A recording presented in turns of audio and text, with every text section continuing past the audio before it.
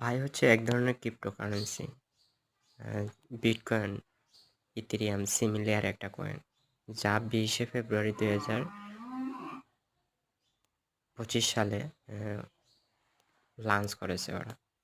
পায়ের বর্তমান রেট আমরা দেখাচ্ছি।